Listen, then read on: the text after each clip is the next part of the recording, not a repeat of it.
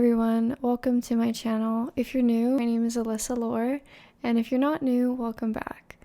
So I've noticed on the internet there is this growing fascination with the Appalachian Mountains. I myself have gained a pretty big interest in it as well, and I thought that today I would make a video centered around a few interesting stories that I have read off of Reddit about the Appalachian Mountains, horror stories. That is my thing, so that is what I'm going to be doing today. And if you enjoy the video, please make sure to leave a like at the end and subscribe if you want to see more from me. Thanks for watching, and I hope you enjoy. So the first story is called Let Me Tell You What I Saw in the Appalachian Mountains. Hello all. Originally, I'm from West Virginia. I moved around between the Appalachian and the Midwest, some as a kid. Between the ages of 10 to 13, I lived in rural Kentucky in the foothills of one of the oldest mountain ranges on the planet. I lived with my dad and my grams. We lived in what we call a holler. Think of it like a cul-de-sac in between a set of foothills. We lived in the middle of the neighborhood with nothing but family on both sides. No one lived across from us or behind us because of the foothills. When I moved in, my grams had some rules I had to follow. At the time, I chalked them up to hillbilly stranger danger. There were things like don't mess around with.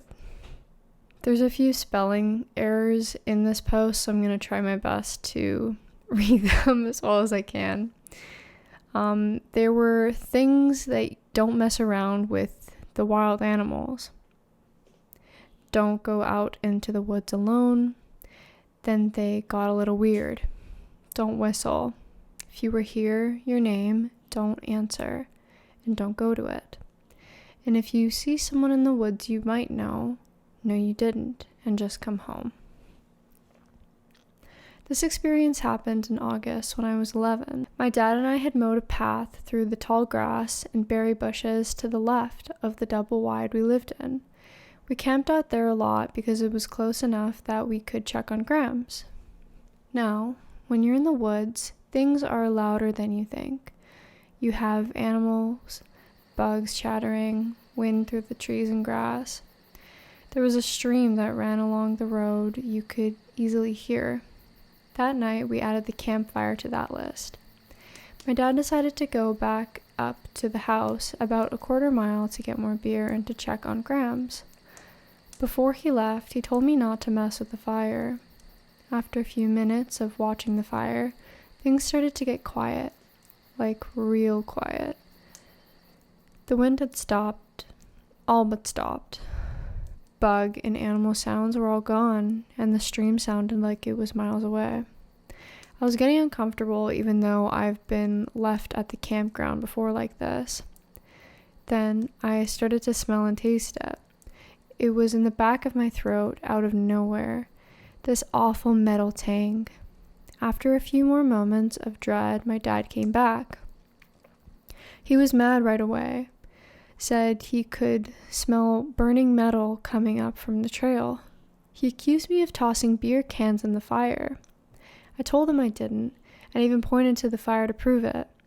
He said there was a storm coming in and we needed to get back home, and he let it go. We left the tent and started our way back. Now, the very cool, but very weird thing about lightning in woods, this dance is when the lightning hits, it lights up everything like the middle of the day, well, up until the front of the trees. After the first set of trees, it's pitch black. There are no street lights, and unless you have lights on your property, it's completely black. So it's pitch black, lightly raining, and other than the dim lights from the house windows, there's nothing. I'm eating watermelon as one does in August in the mountains when the first clap of lightning hits.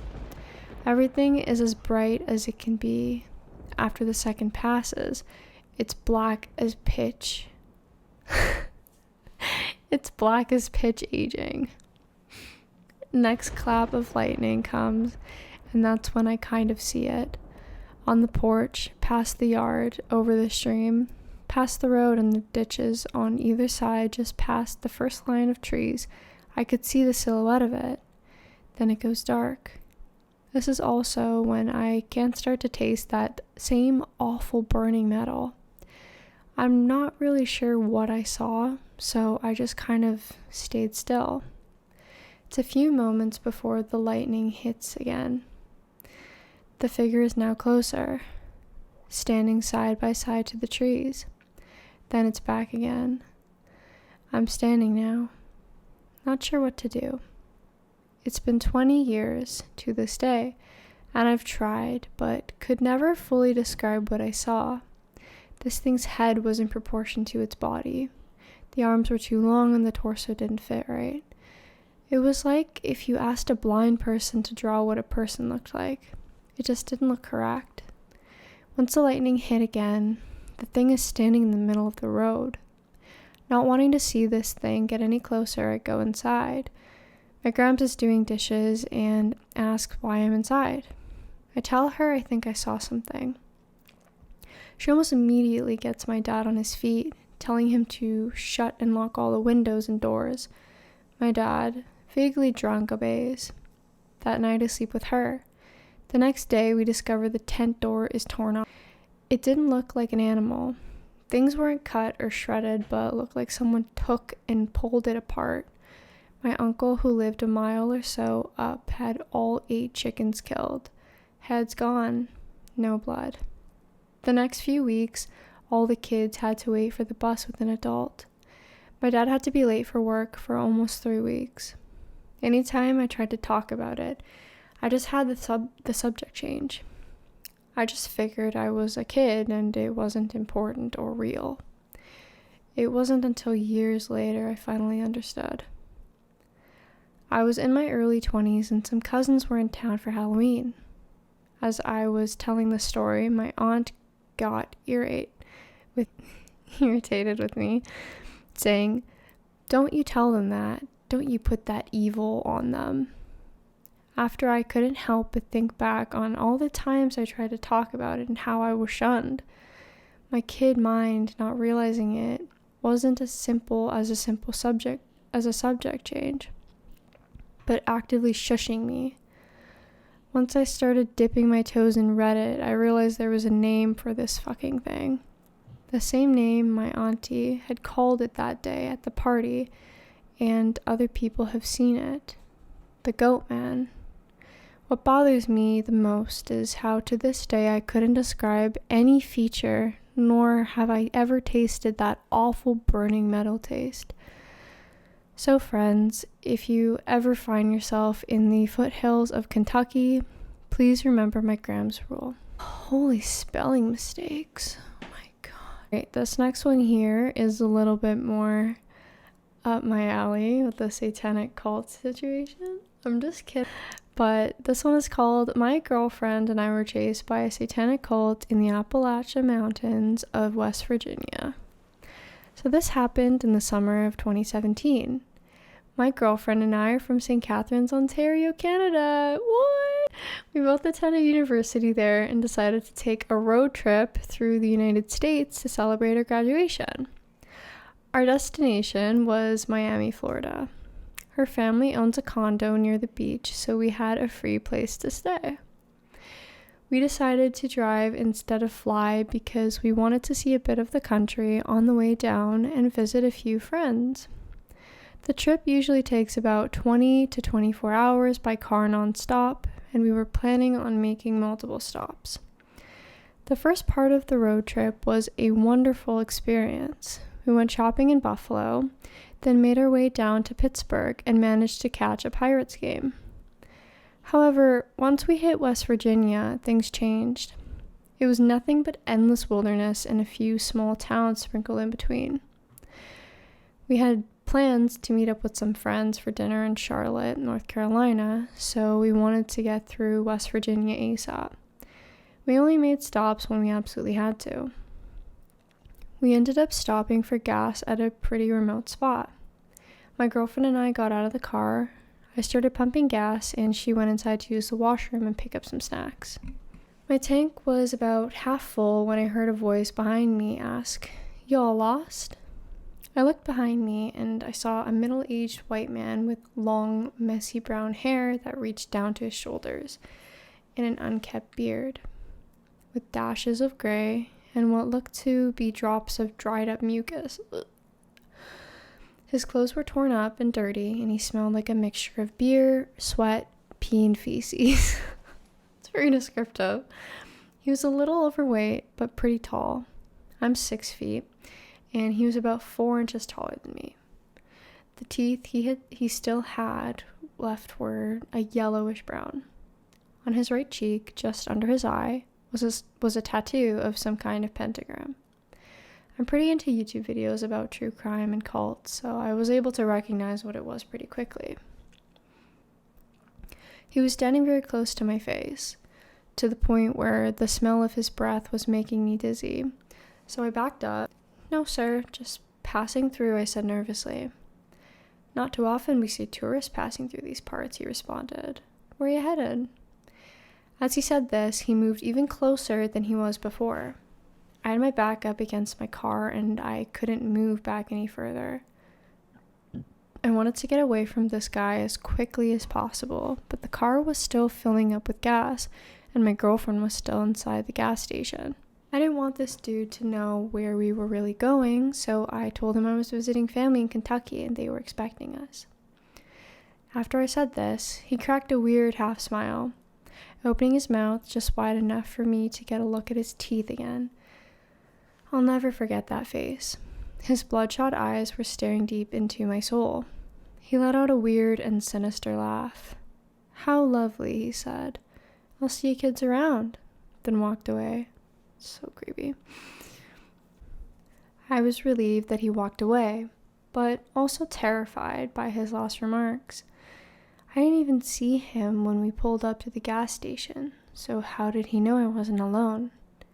I figured he must have been watching my girlfriend and I when we arrived. The car was finally filled up, and I saw my girlfriend walking towards a car with bags full of snacks for the road. I noticed the weird guy was still at the gas station. He was a few pumps away from us, leaning up against an old red pickup truck, but to my utter discomfort, he wasn't alone. There were 2 other men and 1 woman with him, making the group 4 in total. The 2 men were just as big as he was, but they had shaved heads. One of them was wearing a dirty white tank top, and the other had no shirt at all. The woman was shorter, about 5'5". She was very skinny with heavy bags under her eyes and long blonde hair. This is getting a little descriptive. They all looked like they had been living in the woods for the past 10 years. They were staring and pointing at us, talking amongst themselves. As soon as my girlfriend got in the car, I urgently told her to get in. I'm usually a pretty calm guy, so when my girlfriend noticed I was kind of freaking out, she knew something was up. We quickly entered the car. I locked the doors, and I began hauling ass out of the gas station. As we pulled around their red truck to exit, I noticed there was another pentagram painted on the hood. I also noticed the skull of a goat or ram on their windshield. The 4 people began getting into their truck as they saw us leaving. I knew they were going to follow us as soon as we left. I explained the situation to my girlfriend as we were speeding away from the gas station. We were zooming down the road, and I looked in the rearview mirror. As I expected, the red truck was right behind us. I sped up even more, and they did too. I made a left. They did too. I made a full U-turn, and they did as well. My girlfriend managed to get reception and dial 911. We gave the operator our location, and they gave us directions to the nearest police station. The operator also asked for the license plate, but the truck didn't have any. Once we were off the phone with them, my girlfriend stuck her cell phone outside the window and started pointing it to them, letting the creeps know we had called the police. They finally got the message and stopped following us. We arrived at the police station and filed a report. We gave them the description of the truck and suspects. The investigator said they would call us if they had any more information. We were extremely shaken, but also relieved. All we wanted to do at that point was get the hell out of West Virginia. We thought we had shaken the group for good, but unfortunately we were wrong. We decided to drive through the night to cover as much ground as possible. The area of Appalachia we were in had no streetlights, and I could only see what my headlights allowed me to see. Everything was fine until I noticed 2 headlights in my rearview mirror. At first I didn't think anything of it, but I kept an eye on them. The headlights got closer and closer until they were tailgating us. To my complete shock and horror, it was the same red truck from the gas station. These people had somehow found us again and were right behind us. "It's them," I yelled. My girlfriend began to freak out and dial 911. I floored the gas pedal, not even knowing what was 10 meters in front of me. All we cared about was escaping. We got a mile up the road until my girlfriend yelled, "Watch out." There were 3 dead cows blocking the narrow road. I slammed on the brakes. The red truck was right behind us and we couldn't go forward. We knew we fell into a trap. All of a sudden, a naked man wearing a goat mask darted from out of the woods and began hitting our car with what looked like an axe. The naked man got on the hood of our car and started making sheep noises. My girlfriend was still on the phone with 911, but all she could do was scream. The people behind us got out of the red truck and began walking toward our car. 2 of them had rifles, and one of them had a large machete. Oh my lord. I knew what I had to do. I put the car into reverse and floored it. The naked man fell off our car. We smashed into the truck and I managed to knock it into a ditch. After the truck was out of the way, I pulled the fastest U-turn of my life and we got out of there. The people were yelling all kinds of obscenities at us as we drove away.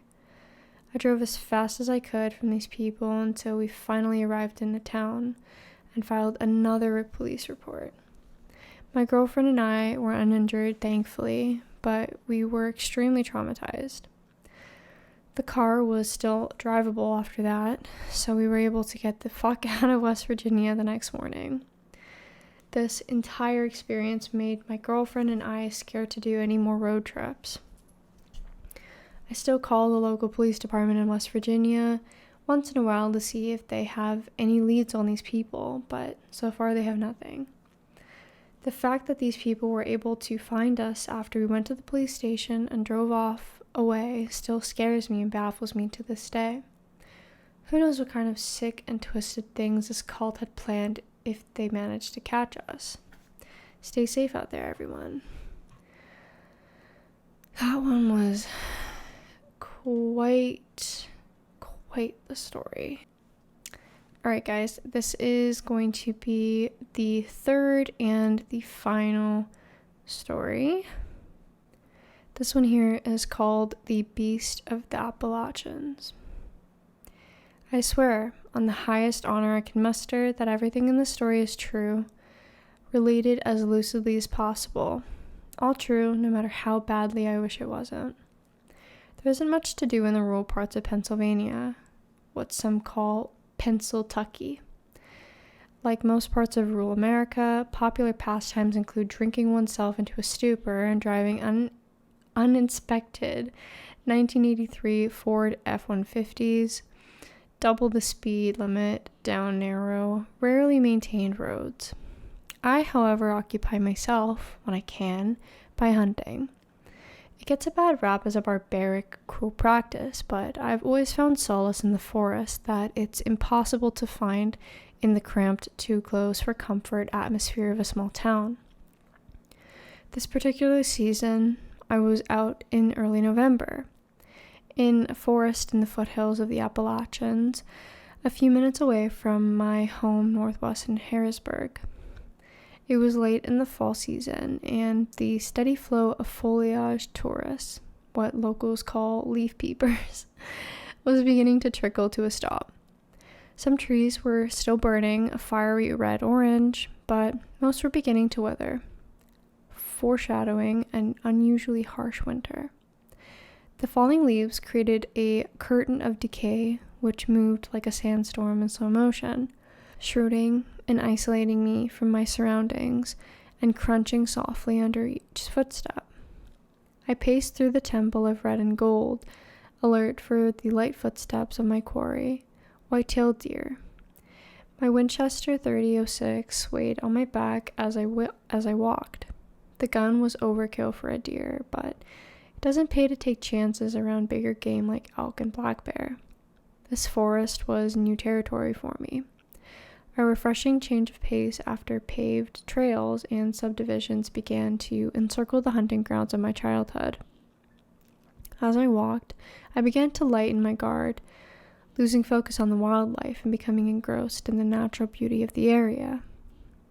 I became so distracted, peering up at the falling leaves, that I tripped over a tree root, snaking through the carpet. I followed it with my eyes to its termination at the base of a massive, gnarly oak tree. The trunk was huge, but the tree was squat, blackened with age, and split down the middle as if by an act of God. The story could have ended then and there, if not for a smell that wafted up to me as I passed the tree. It wound its way up from the tree's base, out of a swale in the ground, to the raised path I was walking on, pushing the crisp smell of the forest aside. My first thought was that of a dead animal, which could mean bear in the area, so I circled the tree to take a look. There was no carcass, but the scene at the base of the tree resembled a homicide. Dark, matted clumps of fur dotted the undergrowth, and a vicious black fluid led from the forest into a hollow overshadowed by a titanic root, leading deep into the ground. The entire picture was punctuated by the same rank smell, a thick, coppery scent like pennies mixed with death. I'm not unused to gritty, even downright disturbing scenes, but the scent made me wrench involuntarily, and the den unsettled me deeply, as though I had stumbled upon something no one should ever see. Shaken, I moved back onto the trail, and against my better judgment, resumed my search for a deer. The sun began to beat down overhead with all the clarity of a winter's day, shining a demanding light on the forest and weakening my resolve. I had just began to unpack my lunch when something began to bother me. I couldn't put a finger on what it was, but I felt antsy, for a lack of better word, like I shouldn't be sitting still. Without even knowing it, I began to scan my surroundings for something. Anything. I was returning to my lunch when it hit me. The forest was silent. No birds chirping, no insects buzzing. Even the rustle of the trees in the wind had come to an ominous standstill. As the meaning of this realization began to sink in and I got to my feet, two things happened in rapid succession. A sizable branch snapped a few 100 meters away, and an ungodly screech penetrated the November air. I've never heard a sound like it before, or since. It was as though the earth itself split and hell opened up, just long enough to sum up the suffering of the damned in one ear-splitting roar. Terrified, I bolted to my gun, leaned against a tree, and began to scan the undergrowth. Something big was moving through the forest floor, but I couldn't see what it was thanks to the curtain of leaves falling around me. I hastily made tracks back in the direction I had come, forcing myself not to look back. After all, what animal would actively stalk a human without even being provoked? You'd be surprised. The sounds of the forest had come back behind me, but the trees in front were as silent as the grave. Whatever I had encountered, probably the same beast that made the mess under the oak tree, had circled back in an attempt to trap me. Truly scared at this point, I scrambled off the path into a rocky gully, my back to a damp rock wall. I crawled without taking my eyes off the path into a cave. hoping to hide my hyperventilation and chattering teeth from whatever was stalking me. Only a few minutes had passed when I heard the crunch of leaves and a deep, demonic snorting. Oh my god. It stopped on the path above my hideaway, and I held my breath, willing my heart to stop so as to become completely silent. The creature had begun to move on when my gun, leaning against the rock, slipped off the slick surface. It clattered to the ground, reverberating louder than an air raid siren in the crisp autumn air. My heart sank as I heard steps make their way down the rocks and closer to me. I crawled painfully slow towards my rifle, every muscle in my body tight enough to burst. I stopped to steady myself and heard breathing right outside the cave opening.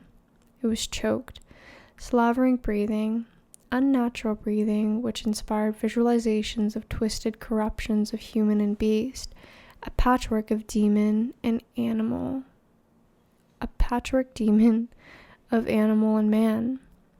I reached for my gun and came the closest to death I ever have, because as I outstretched my hand, so did it. Instead of the smooth shellac of my rifle stock, my palm met a coarse, ragged fur, caked with mud and attached to a lanky, sinewy arm. The beast screamed, and as I shouldered my rifle and fired blindly out of the opening, I caught a glimpse of yellowed fang, and one blood red eye, an eye that reflected a hatred more ancient than man, a hatred that said, "This is my forest. You may have altered it through your presence, corrupted it, but I was here before you, and I will be hereafter." Human willpower paled in the face of such uncompromised malice, and I shrank back against the rocks, robotically cycling bullets out of the cave. I sat there, dead-eyed, doing this for a long time, overnight and well into the next morning. Over 18 hours of working a bolt and pulling a trigger. By the time I snapped out of my adrenaline-fueled haze, my mouth felt like a desert, and my fingers felt as though they were made out of canvas stretched over dust. Shaking, I reached for my water bottle and gulped it down, spilling most of it down my front.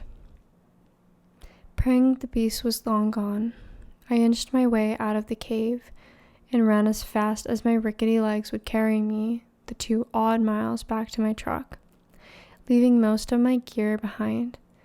Nothing pursued me, but the feeling of being hunted remained.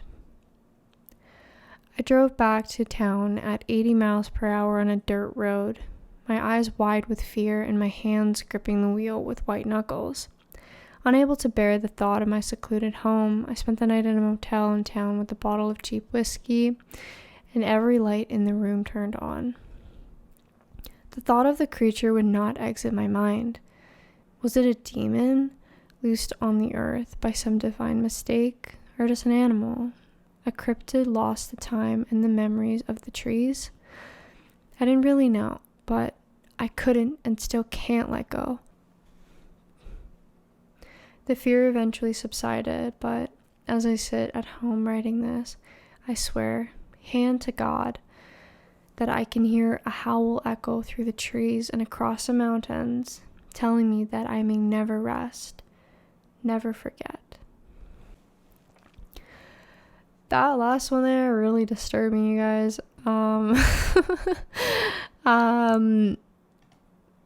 Yeah, I've heard a lot about, I think the first one talked about a goat man.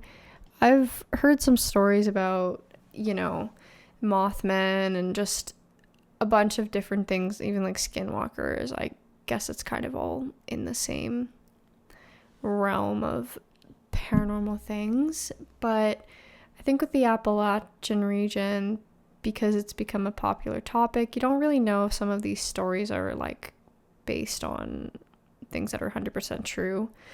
So obviously you have to take certain stories with a grain of salt, especially these. but these sound very similar to ones that I've heard, true stories that I've heard of things that people have seen who have either grown up in the area or moved to the area. I'm not super familiar with the actual like landscape, but I have seen some videos in the Appalachian region, different parts of the region obviously, but yeah, I'm happy I was able to make a video on this because I was thinking about it for a while. I just didn't know if it was something you guys would be interested in, but typically I make my videos based on things that I already kind of know about, so I'm not just making random videos for you guys. But anyways, if you watched the whole video, you made it to the last story. I know that one there was a little bit longer, but I do try to make my videos a little bit longer since I don't have that many up right now. But I do hope that you enjoyed the video. If you did, again, please make sure to leave a like, engage with the video a little bit. I really appreciate that. It also helps other people see the video or my videos. And if you like my content, please make sure to subscribe. Thank you guys for watching, and I will see you in the next video.